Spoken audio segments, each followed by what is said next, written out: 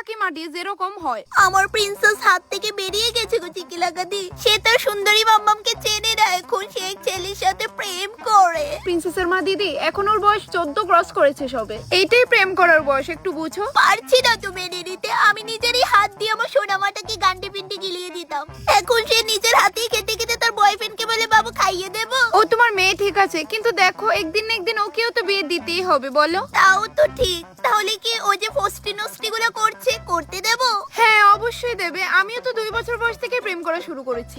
ঠিক আছে, তুমি যখন বলছো আমিও কি কিছুই বলবো না, এইভাবে পাকতে দে।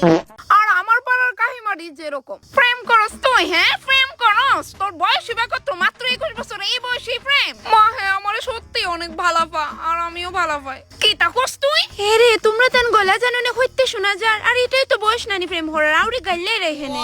তুমি তা কি তাগো কইতাছো জুতা দি, বিষয়টা বুঝতাছো নি তাই প্রেম করে? আরে মোনা কোন ফুয়াগুর লগে প্রেম হরো হগুনি, যেগুর লগে আমি তোমার পার্কে দেখছিলাম জড়াইয়া দইরা হামাই রইছলা।